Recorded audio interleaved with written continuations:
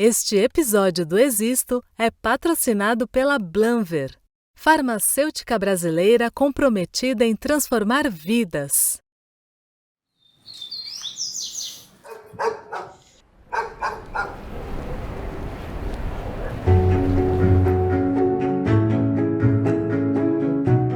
É difícil falar essa palavra, porque ela é muito pesada. E hoje eu também, para mim, antes ela não era pesada, porque eu não via, eu não enxergava. E existe um estigma muito grande, um preconceito sobre essa palavra inacreditável. Eu senti muita solidão. Senti muita solidão. Eu acho que eu não tinha sentido tanta solidão na minha vida. As pessoas se afastam. Sem nem dar tchau. Ou então vai se afastando devagarzinho, devagarzinho. Ai, que eu tô ocupado. Ai, porque eu não posso falar agora. Daqui a pouco eu te ligo e nunca mais ligou. Difícil olhar no espelho. É difícil olhar no espelho e ter até mais vergonha de ser vista também. Eu me amo, eu me aceito, eu me aprovo profundamente. Não é todas as manhãs que eu tenho forças para cuidar e fazer e dar conta. E muitas vezes eu preciso ser cuidada. Eu preciso de cuidado, de uma palavra boa, de uma palavra amiga às vezes. Por isso que tá lá no meu espelho, para que eu mesma diga para mim, principalmente quando eu me esqueço.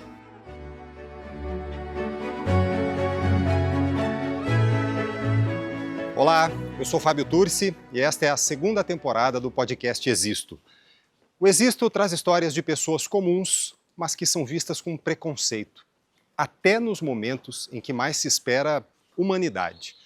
São estigmas que machucam, que provocam a dor da injustiça, da solidão e que não deixam ver quem aquela pessoa realmente é. Hoje a gente vai saber quem é a Elisângela, de 45 anos. Eu tento transmitir um pouco da minha alegria, sabe?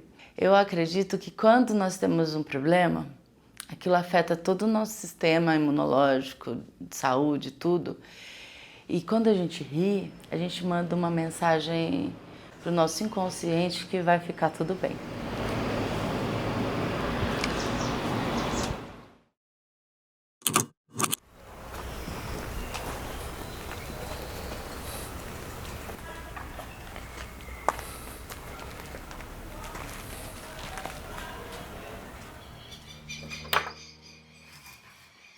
Bom dia. Tudo bem? Bom dia. Prazer agora pessoalmente. Licença. Pode entrar.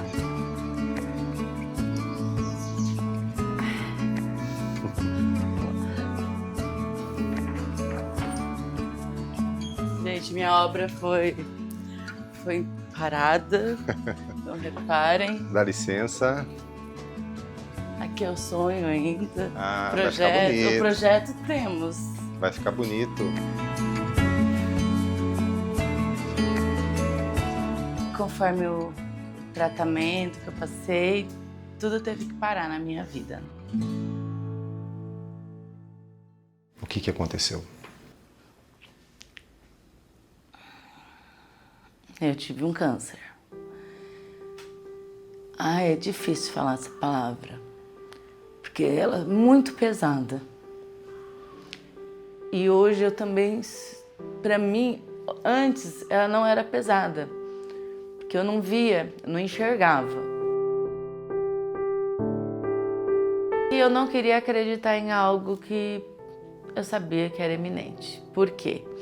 Eu sempre me cuidei, principalmente porque eu tive casos na minha família, né? Tive uma tia que teve câncer de mama bem jovem, mas tive outros casos na família. O meu convênio é o SUS, que é muito bom esse convênio, diga-se de passagem, mas há algumas exceções de algumas regras, algumas coisas que são implantadas que eu não concordo. Mesmo com um histórico familiar, a Elisângela não podia fazer como prevenção a mamografia, um raio-x das mamas capaz de detectar o câncer de forma precoce. O SUS só realiza mamografias de rastreamento, quando não há sintomas, em mulheres a partir dos 50 anos de idade. Elisângela tinha 16 quando a tia recebeu o diagnóstico. Ela acabou morrendo depois. Fora um período de 7 anos em que Elisângela trabalhou num hospital e fazia o acompanhamento com os exames periódicos, ela não teve acesso à mamografia. E aí eu fico imaginando, se eu não tivesse sentido o nódulo, porque tem muitas mulheres que não fazem o autoexame, eu não teria descoberto, capaz de eu já ter ido a óbito. Porque eu teria descoberto talvez tardiamente, não teria mais jeito, né? Eu estava tomando banho e aí eu senti um nódulo na mama. A primeiro momento eu não falei, não, coisa da minha cabeça, não tem nada aí. E aí eu, no dia seguinte, estava lá novamente. Elisângela tinha 40 anos. Ao perceber o nódulo, ela procurou uma unidade de saúde, foi examinada e aí sim pôde fazer a mamografia, que confirmou. Quando eu descobri meu diagnóstico, eu achei que eu ia morrer. E aí eu fiquei muito entristecida, porque eu tinha muitos sonhos. Pensava muitas coisas, em realizar muitas coisas. E aí chegou um determinado momento que eu me vi sozinha. Quando você sente esse medo de ter que abandonar seus sonhos, você começa às vezes até a aceitar a morte, falar, não, beleza, eu vou morrer, então deixa tudo pra lá, tá tudo certo.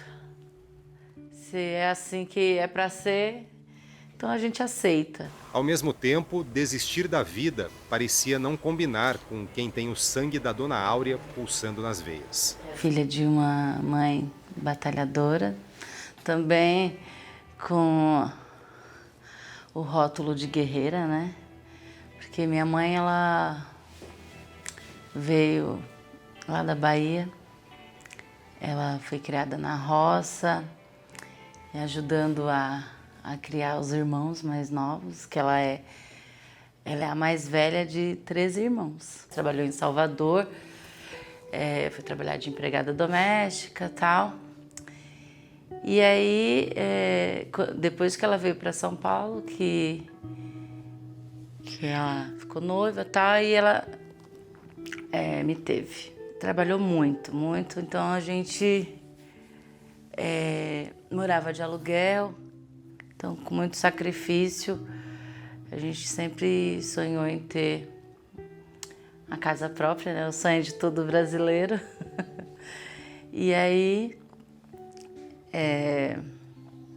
eu vendo a luta da minha mãe, ela me ensinando sempre a ser forte, nunca desistir, eu senti a necessidade de ajudar, sabe?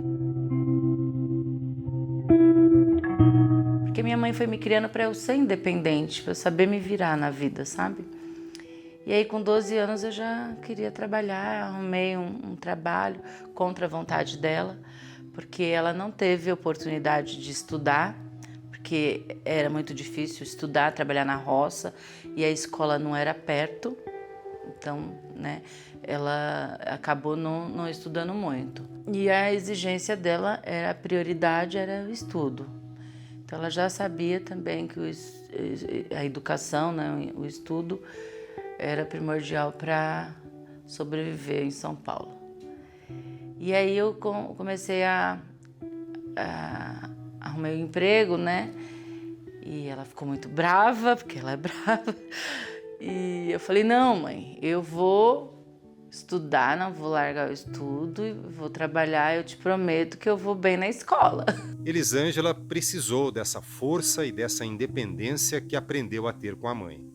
Ainda mais porque ela recebeu o diagnóstico de câncer em plena pandemia de Covid. Não começou o meu tratamento de imediato, porque estávamos com a pandemia.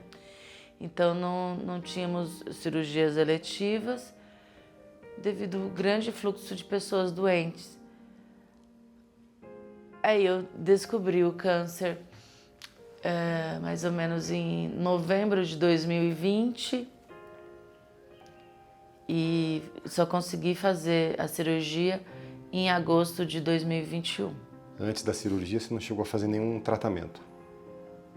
Não. Porque foi orientado primeiro porque assim, o tratamento ele varia de mulher para mulher, de caso para caso, de situações, né? E no meu caso, a orientação era cirurgia, depois químio, depois rádio. Outras pessoas, às vezes, fazem a químio antes, né? Depois cirurgia. Tem vários casos, né? Isso quem vai determinar é o oncologista. Como é que foi a cirurgia e o sair da cirurgia? Foi aí que começou a solidão.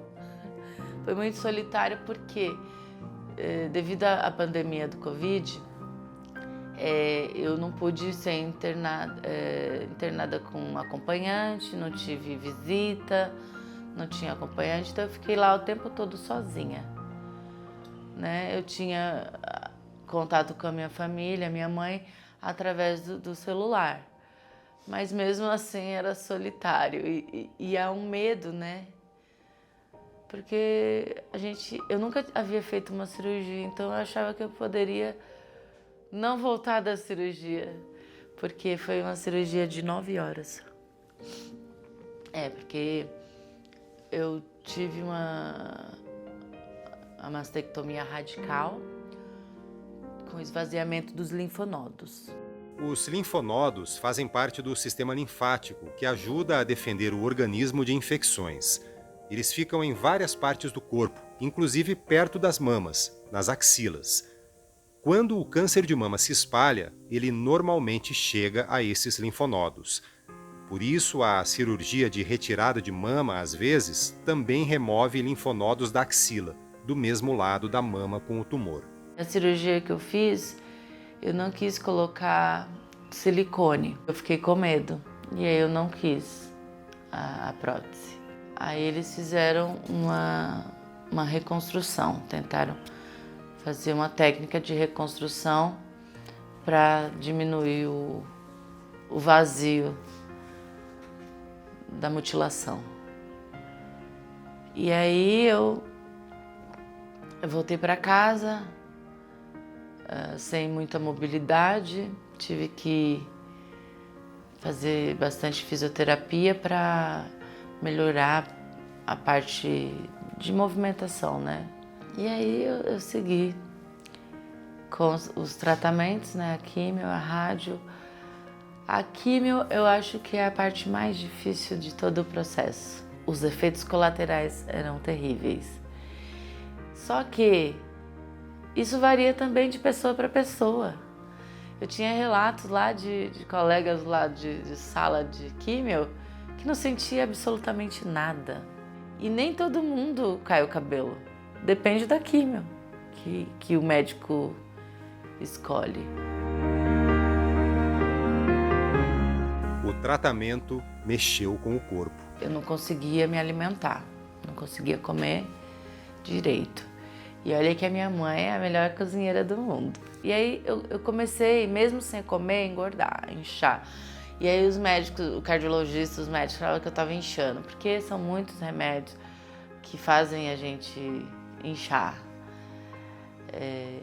Então, dizem que piora a retenção de líquido e é mesmo. Mesmo tendo acompanhamento com nutróloga, nutricionista, fazendo as alimentações, me alimentando corretamente, não comendo certos tipos de alimentos, tentando comer tudo o mais natural possível, né? Mesmo assim, não conseguia eliminar. Então eu ganhei mais de 40 quilos. A minha família também, eu já tenho na família uma predisposição a ser gordinha, né? E isso atrapalha muito, atrapalha na mobilidade. Então, piorou uma questão que eu tenho, que é a fibromialgia. A fibromialgia é uma doença que provoca dor no corpo todo, principalmente nos músculos, cansaço, confusão mental, distúrbios do sono e outros sintomas. Atinge principalmente mulheres. A fibromialgia, ela me incapacita muito. Então eu não consigo, às vezes, me exercitar. Os efeitos colaterais dos medicamentos que eu ainda faço, que são, eu chamo de quimioterapia via oral, ela também tem os efeitos colaterais, que provocam dores, muitas dores. Então, vai tudo em cadeia. Eu tomo remédio para dor e mesmo assim não melhora. Eu, com dor, não consigo me exercitar, não consigo às vezes fazer uma caminhada. E aí, não consigo perder peso. Então é uma sucessão de coisas, né? E o lidar com a mastectomia? Difícil olhar no espelho. É difícil olhar no espelho e ter até mais vergonha de ser vista também. Em outros momentos a gente acaba perdendo até um pouco da vergonha, porque você tem que ir aos médicos e mostrar, e eles querem ver e analisar. Até mesmo para arrumarem, né? Porque eu tive que fazer uma outra cirurgia para tentar deixar o melhor possível. Eu sei que eu não vou ter a mesma, da mesma maneira que era, né? Mas é difícil, não é fácil, né? Não é todo mundo que tem um psicológico muito bom para ver que você tá mutilado, essa é a palavra. Isso interfere em relacionamentos também? Sim, muito. Inclusive, eu estou solteira, né? Estou disponível, teoricamente, mas existe uma barreira, né? Porque no momento, sei lá, até mesmo de intimidade, a pessoa vai querer saber, mas vai parar tudo, vai, opa, o que aconteceu aqui? Às vezes a pessoa pode vir a fazer isso, né? Vai que acontece, aí você tem que estar preparado. Ah, né? Mas por que você não falou? Tem medo de preconceito, né? Não sei. Então, eu acho bem difícil. Isso também foi uma coisa que eu vi que mudou na minha vida, porque eu fiquei mais retraída em relação a isso. Quer dizer, você não se permite mais tanto quanto você se permitia uma paquera, um olhar, uma aproximação?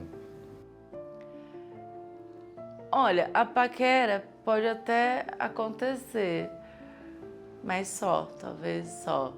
E quando talvez comece a aproximação, eu já começo a ficar mais preocupada, porque eu vou ter que abrir eu acho que eu vou ter que abrir minha vida, porque eu sou muito sincera, né? Porque eu penso assim, se eu não falar para a pessoa e a pessoa vai descobrir da pior maneira, vai ser pior, vai ser chato, né? E é difícil você se abrir realmente, assim, se permitir. Porque eu não sei como a pessoa vai lidar com aquilo, né? Eu já estou aprendendo a lidar todos os dias, mas nem todo mundo pode conseguir lidar com isso. Existe preconceito, infelizmente. As pessoas, elas não dizem, elas não querem dizer. Elas fingem até que não tem preconceito, mas existe. E nas vezes em que você já teve essa conversa, já quis contar antes, o que aconteceu?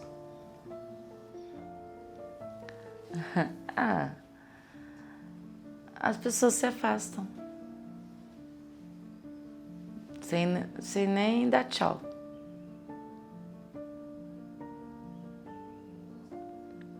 Foi dessa forma.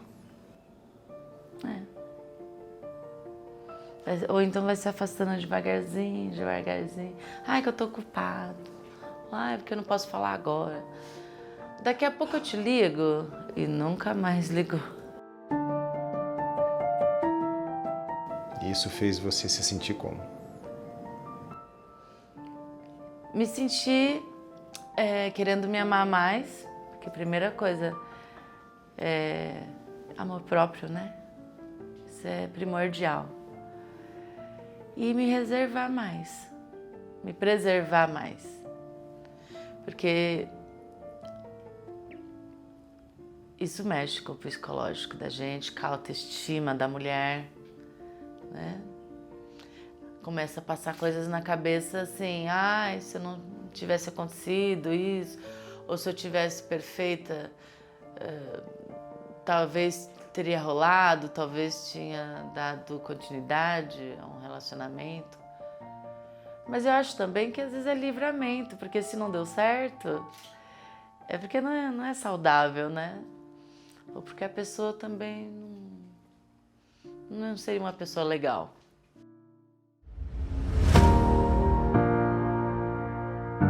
Eu me amo, eu me aceito, eu me aprovo profundamente.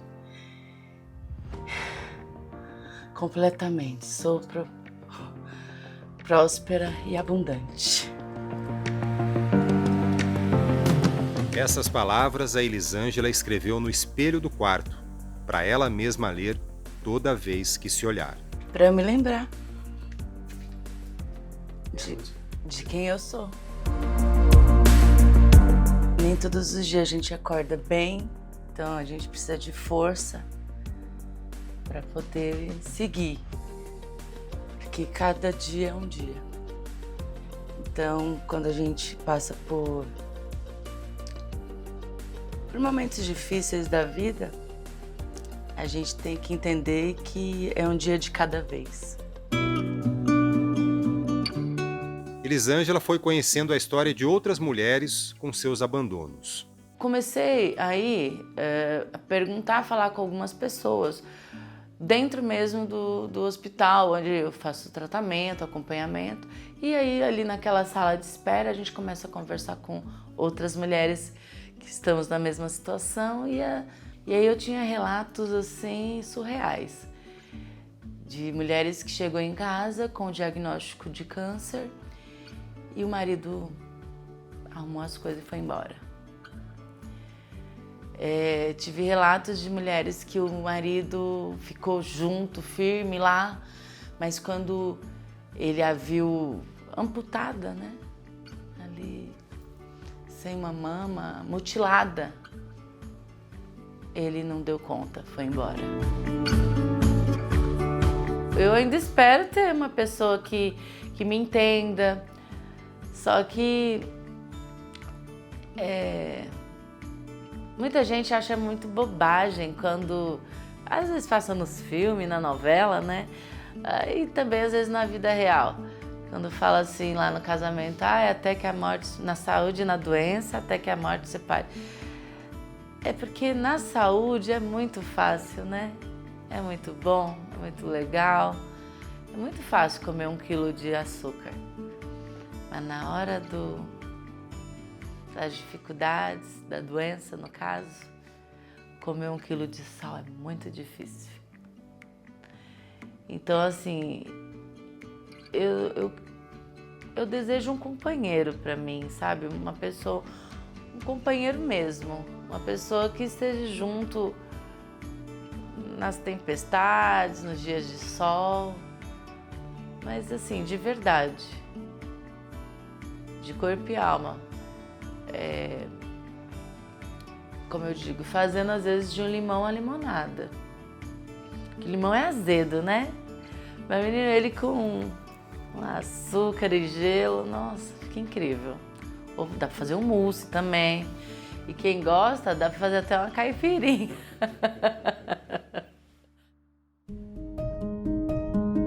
Mas a sensação de solidão não vem apenas da falta de um companheiro. Você se sentia e se sente esquecida por algumas pessoas? Sim, por muitas. Por muitas. Eu sou uma pessoa muito comunicativa. Eu sempre gostei de ouvir as pessoas, às vezes até acolher. Em casos de, às vezes, problemas. Nunca tive preconceito de nada e nem ninguém.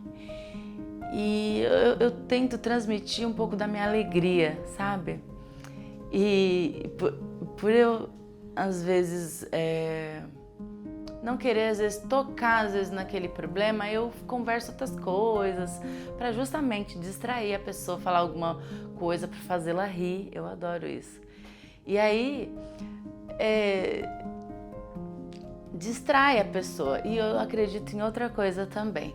Eu acredito que quando nós temos um problema, aquilo afeta todo o nosso sistema imunológico, de saúde, tudo. E quando a gente ri, a gente manda uma mensagem para o nosso inconsciente que vai ficar tudo bem. Então é como se eu desse esse remedinho para o inconsciente da pessoa, que vai ficar tudo bem. E aí eu sou às vezes tida como boba, besta, louca. E eu não ligo, sabe? Porque eu tenho essa convicção que, de certa maneira, eu tô fazendo bem pra pessoa, mesmo que ela não saiba. E aí, eu não recebi isso. Eu achava que eu tinha muitos amigos. Eu acho que eu fui muito inocente. Eu só conhecia pessoas. Eu tive um caso muito triste de uma grande amiga minha, que era muito amiga mesmo, assim, de fazer tudo junto, tá? Trabalhar junto. E ela, quando soube que eu estava passando por esse processo, falou assim que ela não ia ser mais minha amiga, porque eu tinha pego câncer. E eu fiquei muito chocada em saber disso, porque, primeiro, gente, eu queria gritar pro mundo: câncer não pega, não se pega, e você não tem como ir numa prateleira e pegar um câncer, né? E não é transmitido, não é infecto contagioso. Então, se as pessoas acham que pega, não pega, gente. Ninguém encosta em alguém e pega um câncer. Entende? E ela falou que não ia ser mais minha amiga por isso. E eu falei, eu que não quero esse tipo de amizade pra mim. Teve uma colega de trabalho.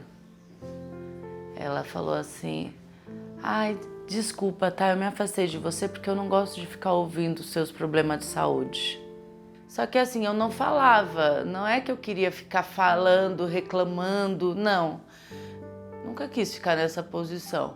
Mas o que acontece? Eu precisava alinhar com a equipe, o pessoal que eu trabalhava, e falava assim, olha, tal dia eu não vou poder trabalhar em tal ação, porque eu tenho uma consulta com a mastologista, eu tenho um exame para realizar, então eu posso ir fazer o trabalho tal dia, tudo bem? Para alinhar os trabalhos, né? Eu recebi, teve muita gente que me abraçou, que perguntava, mas muitas se afastaram e outras ainda me distrataram.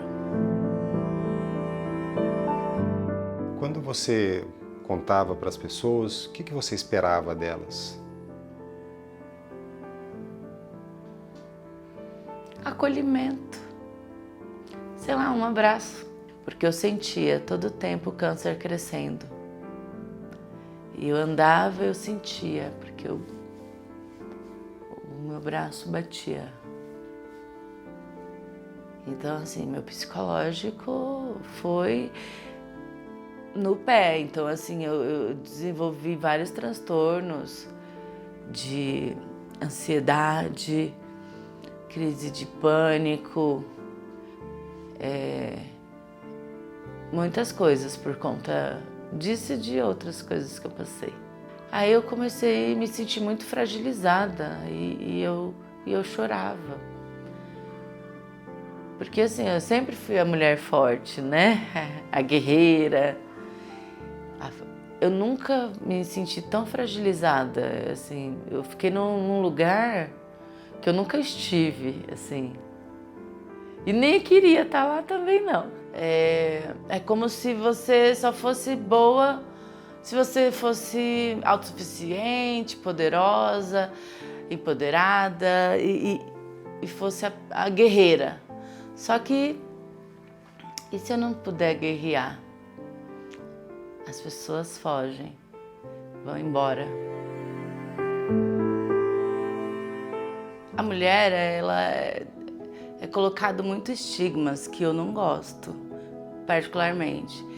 A gente acaba sendo colocada em um lugar como se fosse obrigatório ser super heroína, por isso que eu fiz a camiseta.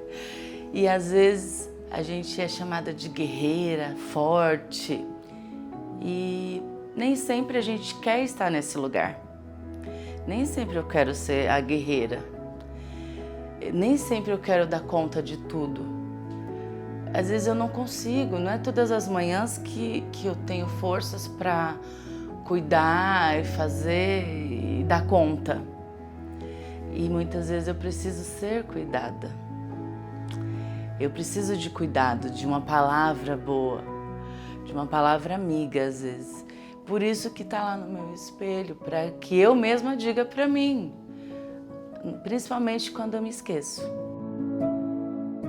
Talvez eu não tive a rede de apoio que eu pensava que eu teria, mas Deus preparou uma rede de apoio inacreditável, me mandou verdadeiros anjos da guarda.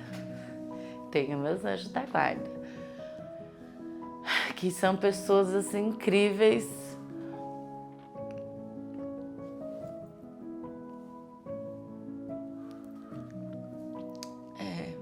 Que eu não esperava, mas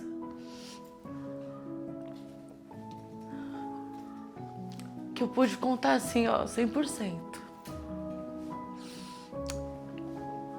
Principalmente uma amiga minha, a Damasceno, Fernanda Damasceno.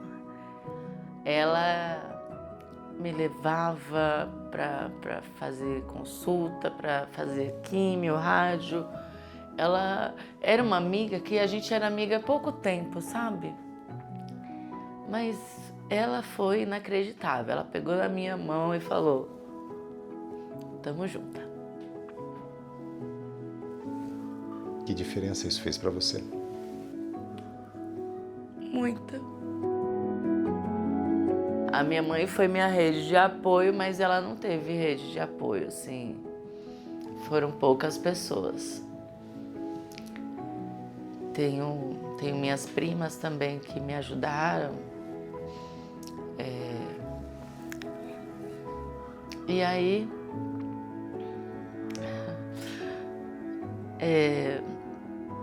só ficou quem era realmente, que eu acredito que me amava. Foram poucas pessoas. Eu acho que é nessa hora que a gente vê quem é de verdade.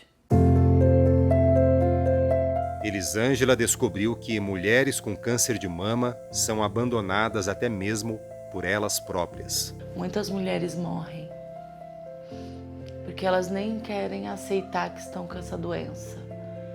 E por não aceitar, elas não se cuidam. Elas não vão atrás do tratamento.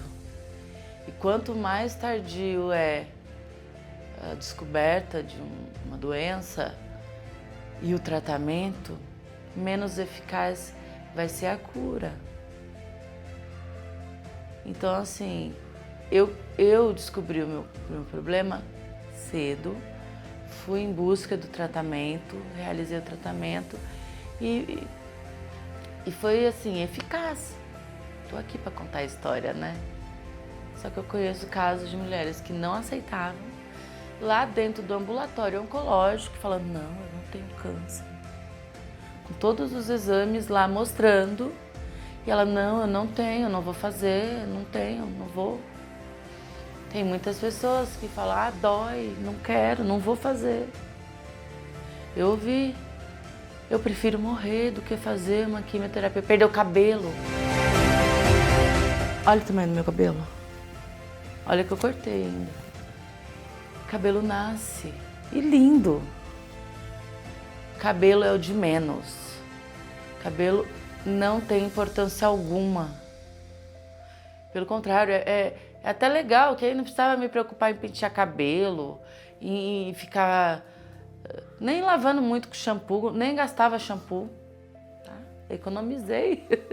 E muitas vezes eu assumia minha carecona e falo, fiquei linda careca. Eu passava um batom, colocava um brinco e saía. Só que isso era muito impactante para as pessoas. Mesmo que eu estava me aceitando, eu estava me achando linda,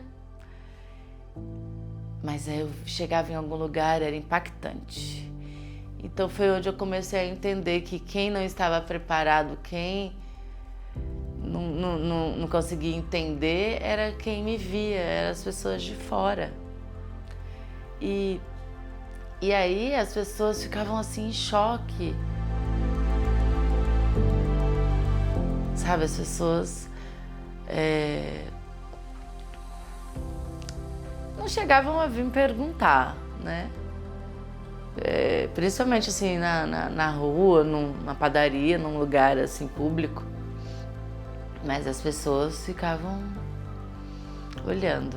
Nos dias que a gente está mais fragilizada, mais triste, aí é um dia que você não está preparada nem para esses olhares, aí você vai lá e coloca a peruca, coloca o turbante, o chapéu e vai.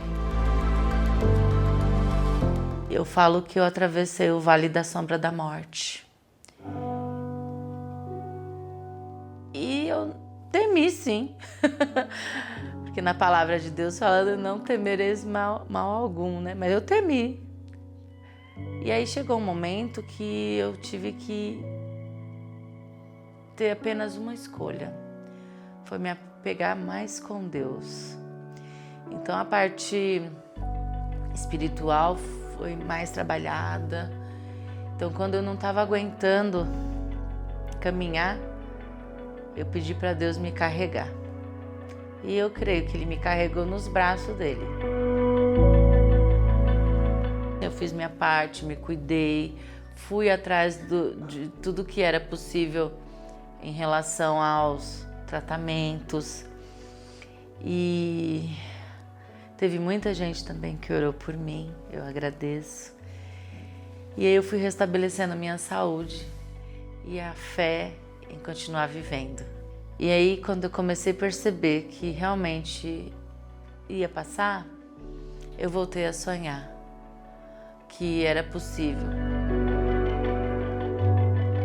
Eu sempre pensei, sonhei de ter um namorado, noivar, planejar, casar e planejar ter filhos. O tipo de câncer que eu tive, ele era um câncer, digamos assim, vamos dizer que alimentado pelos hormônios femininos, vários hormônios, né? Eu tinha que tomar um medicamento, porque eu era considerada jovem, não tinha entrado na menopausa. A partir do momento que esse medicamento começou a fazer mal para mim, prejudicar o fígado, etc e tal, a minha oncologista decidiu trocar por um outro medicamento que é muito eficaz também, só que ele é mais voltado para as mulheres que já estavam na menopausa. Não era o meu caso. Então eu fui induzida a entrar na menopausa quimicamente. Aí eu falo que eu fui praticamente castrada quimicamente para poder utilizar esse outro medicamento. Aí eu faço esse tratamento, né? Que eles chamam de bloqueio hormonal, porque eu não posso ter esses hormônios, né? Para não vir a ter outro câncer. Eu amo as crianças, amo, mas hoje eu não penso, falar, como eu queria, não. Esse desejo assim muito latente não me abala tanto. Mas me abalou no início, quando a médica falou que eu não poderia ter mais. Por quê? Quando a gente fala assim, mas eu não quero, é uma escolha nossa, né? Eu não quero, eu que escolhi. Agora, quando falam assim, você não pode, que já não passa a ser mais sua escolha, aí você fala, epa, é muito complicado essa parte. E a Elisângela tem talento com crianças. Eu fazia artesanato, pinturas, e eu fazia alguns trabalhos com pintura facial. Aí tem minhas coisinhas aqui, que eu pintava as crianças. Aí tem as tintas coloridas. Você pintava o que, por exemplo, no rosto? Pintava borboleta, tigre, gatinhos, tudo, Homem-Aranha. As crianças amam os glitters. Aí. Fazia bem para você? Muito, muito. Para mim é uma terapia. Deus me concedeu esse dom na forma de um sonho. E aí eu fazia a alegria das criançadas, né? Como foi esse sonho? Eu sonhei que eu estava num lugar bem bonito, arborizado assim, e Deus veio em forma de uma luz e me deu um pincel. E aí, tem os pincéis.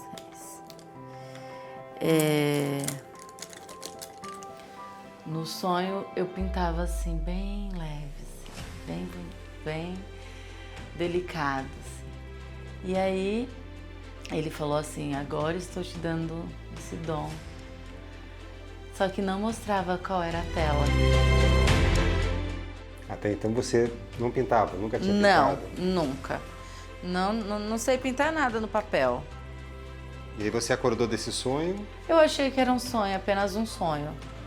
Aí eu fui num lugar e eu vi uma pessoa fazendo e eu lembrei do sonho. Eu falei, eu tenho certeza que eu sei fazer isso aí. Aí eu comprei a tinta e comecei a fazer nos meus priminhos quando era pequena. Aí eles vinham aqui e eu ficava pintando eles. Aí uma pessoa me viu pintando na casa da minha amiga e me contratou. Eu falei, me contratar? Como assim? Eu não sabia que dava para ganhar dinheiro. E aí fui no aniversário do filho dela, todos os anos eu era presença lá no aniversário. Agora ele já tá rapazinho, né? Agora não quer mais. Mas ele amava, eu tinha que estar lá na festinha dele. Era bem divertido. Aí as pessoas foram me conhecendo, um contando pro outro, aí eu comecei a trabalhar com isso. Eu descobri que eu sabia pintar e descobri que a tela era as crianças. Hoje, a maletinha com as tintas, os pincéis, o glitter, está guardada para a hora em que a Elisângela puder voltar. Ela está afastada do trabalho de agente comunitária de saúde e também não tem como fazer o bico de pintora. O tratamento ele prejudicou um pouco essas minhas habilidades, porque eu perdi a sensibilidade do trato fino, então eu tenho dificuldade em escrever, em pintar, em fazer coisas mais delicadas, né? Então eu faço reabilitação, fortalecimentos também, várias coisas. Que eu tenho esperança que vai melhorando, mas com o tratamento que eu ainda faço, ainda prejudica. A ausência, que nem você perguntou se eu não sonhava em ser mãe, eu, de certa maneira, eu substituía, dando meu amor para essas crianças e recebendo muita alegria deles. Nessa caminhada, Elisângela nem sempre precisa dizer para o espelho que ela existe, porque encontrou gente que olha para ela e a enxerga.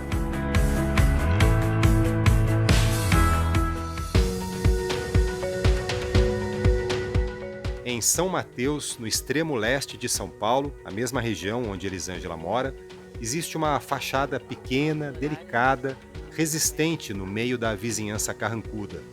É a Associação Rosa Mulher, um grupo de apoio a mulheres com câncer de mama. A Beatriz resolveu transformar um pedaço da casa dela na ONG depois de ela própria enfrentar a doença. Aqui é a nossa salinha de espera, né? Aqui nós temos a parte do nosso escritório. Então a Maria ou a voluntária que estiver aqui, ela vai fazer uma ficha de cadastro, vai entender a necessidade da paciente. Aqui tem o cantinho da beleza, onde ficam as perucas, os turbantes, lenços. Então, peruca a gente trabalha em forma de empréstimo para a mulher que está em tratamento, porque depois acaba o tratamento, o cabelo volta. Aí a gente tem esse kit aqui, que a gente chama ele de kit mimo. Então ele vai com esse cartãozinho, né, ó. Você está recebendo esse mimo como prova de nossa amizade e cumplicidade. Conte com a gente. Então todas elas, antes de ir embora, elas saem com 2 lenços, né, uma semi-joia. E geralmente a gente gosta de colocar um batom, porque eu falo que é a presença da mulher, né. Então só isso aqui a gente sempre fala para elas assim, olha, todas nós aqui entendemos o que você está passando. Mas é uma fase, vai passar. Então, enquanto isso, cuida da sua autoestima, da sua beleza, né?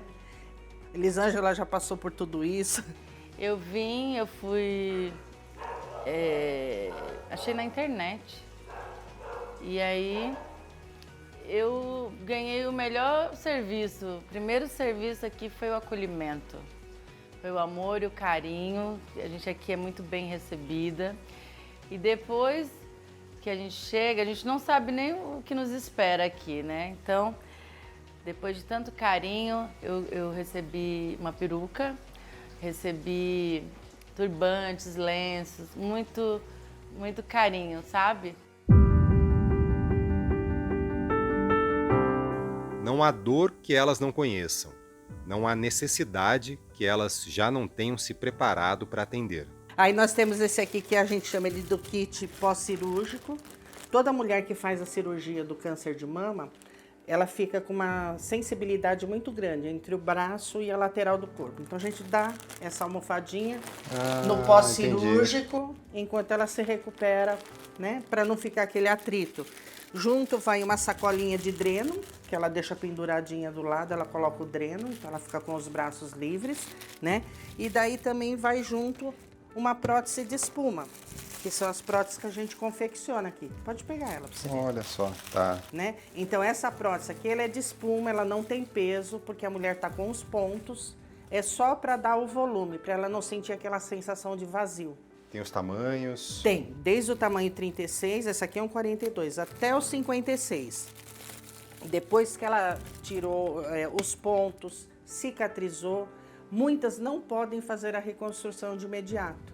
Então é fundamental que aquela mama que foi retirada, ela tenha um peso. É fundamental que ela reponha o peso da mama retirada por questão da coluna dela. Porque com o passar do tempo, ela acaba tendo problema não só da falta da mama, mas a coluna também. Então daí a gente doa essa prótese aqui, ó, dá licença. Ó, essa aqui é a menorzinha, essa aqui ela tem peso. Então essa aqui é a menor e essa aqui é a maior que a gente faz, ó. Tá. Tudo isso vocês fazem aqui? Tudo é feito aqui. E aqui é a confecção? E aqui é a nossa oficina. Aqui é onde fica a Elaine. Bom dia. Tudo a Elaine, bem? Fábio. A Elaine é a nossa peruqueira, né? A Tomica, que faz as próteses, as sacolinhas, almofadinha, hoje ela não veio, né? Mas ela trabalha nessas duas máquinas. E a Elaine, ela faz as perucas. E é cabelo de verdade? É, cabelo humano. Dá vontade de você vir aqui e receber sempre um abraço. Elas são muito acolhedoras. Então, às vezes a gente está triste, está mais para baixo, elas são alegres, elas motivam a gente. Nós temos uma psicóloga, duas psicólogas, nós temos uma advogada, uma nutricionista e uma fisioterapeuta, né? Todas voluntárias? Todos nós aqui somos voluntários, né? 90% das voluntárias já são tudo ex-pacientes, são mulheres que passaram pelo problema e acabaram se tornando voluntária. A Rosa Mulher é mantida com doações, parcerias e venda de bordados e artesanatos. A gente não precisa ser forte o tempo todo, mas quando a gente fragilizar, estiver se sentindo fraca, a gente aqui é bem acolhida, ter um ombro amigo, sabe, sem crítica, sem julgamento, sabe, com amor, coisas que às vezes pessoas que conheciam a gente há anos não teve a capacidade de dar, né? Por falta, às vezes, de conhecimento, por falta de saber lidar, né? Com esse tipo de problemas, né? Na semana que vem, o Existo vai trazer a história da Fernanda. Na vida dela, o amor mais puro de mãe é desafiado pela solidão e pelos limites do corpo e da mente. Este episódio do Existo é patrocinado pela Blanver, farmacêutica brasileira comprometida em transformar vidas. Para falar com a gente, mande uma mensagem no Instagram, @existo.podcast. Para apoiar o Existo, inscreva-se em nosso canal no YouTube ou siga no Spotify. Até quarta-feira que vem. E o que você sonha hoje? Hoje eu penso em viver um dia de cada vez. Mas eu sonho em cuidar da minha mãe, às vezes eu sonho em fazer coisas que eu nunca tive a oportunidade de fazer, que a gente nunca tem tempo, nunca dá. Eu tenho o sonho de conhecer a terra natal do meu avô, que é Fortaleza, né? Nunca fui lá. Quero visitar a minha família que mora em Minas, que mora na Bahia. Porque eu nunca tive essas oportunidades. E quando a gente passa ali a quase morte, você muda, você começa a valorizar o que realmente é importante. Ver pessoas, abraçar, amar mais.